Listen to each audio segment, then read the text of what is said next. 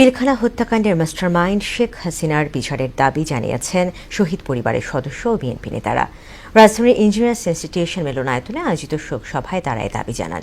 অনুষ্ঠানে বিএনপি মহাসচিব মির্জা ফখরুল ইসলাম আলমগীর বলেন, নির্বাচিত সরকার ক্ষমতায় এলেই দেশে শান্তি ফিরবে, তাই ন্যূনতম সংস্কার শেষ করে দ্রুত নির্বাচন দিতে অন্তর্বর্তী সরকারের প্রতি আহ্বান জানান তিনি।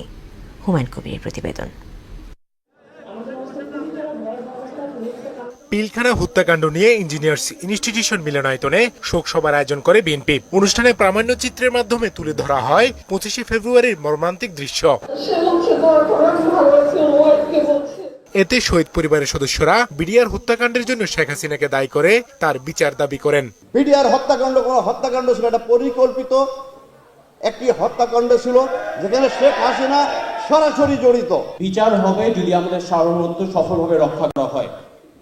বিচার হবে যদি পিলখানার মতো জঘন্য হত্যাকাণ্ড বাংলাদেশের ইতিহাসে আর না হয়। আমি চাই না অন্য কোনো পরিবার ফেস করুক যেটা 16 বছর আমাদের ফেস করতে হয়েছে। প্রতিবেশী রাষ্ট্র এবং শেখ হাসিনা মিলেই এই হত্যাকাণ্ড সংগঠিত করেছে বলে অভিযোগ করেন বিএনপি নেতারা। বিডিআরের এই যে হত্যাকাণ্ড, এটি ছিল একটি পরিকল্পিত হত্যাকাণ্ড। এর সাথে জড়িত ছিল আমাদের প্রতিবেশী রাষ্ট্র এবং এর সাথে সংশ্লিষ্ট ছিল আওয়ামী লীগের নেতৃবৃন্দ, প্রধানমন্ত্রী এবং অন্যান্য গুরুত্বপূর্ণ ব্যক্তিরা। পার্শ্ব প্রতিবেশী রাষ্ট্রের সাথে মিশে আধিপত্যবাদ বিস্তারের জন্য, নিজের ক্ষমতা বাড়াবার জন্য 25শে ফেব্রুয়ারি সেই দিনটাকে একটা কলঙ্কিত দিন হিসাবে এত বড় ঘটনা ঘটাতে পেরেছে। দেশের নৈরাজ্য সৃষ্টির চেষ্টা চলছে জানিয়ে পরস্পরের মধ্যে ঐক্য ধরে রাখার আহ্বান জানান দলের মহাসচিব। বিভিন্ন রকম প্রশ্ন তুলে একটা নৈরাজ্যের দিকে দেশকে নিয়ে যাওয়ার চেষ্টা করা হচ্ছে। যাদেরকে কাদা ছড়াছড়ি বন্ধ করে, তর্ক বিতর্ক বন্ধ করে সবাই ঐক্যবদ্ধ থাকুন, যাতে করে ঐক্যবদ্ধ থাকার মধ্য দিয়ে আমরা একটা গণতান্ত্রিক জায়গায় পৌঁছতে পারি।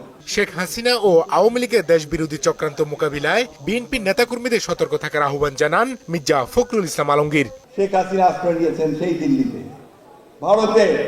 সেখান থেকে তিনি চক্রান্ত করছেন, পরিকল্পনা করছেন যে কি করে এই গণ অভ্যুত্থানের, এই বিজয়ের সমস্ত ফলাফলকে নস্যাৎ করে দেওয়া যায়। হুমায়ুন কবির, মোহনা সংবাদ, ঢাকা।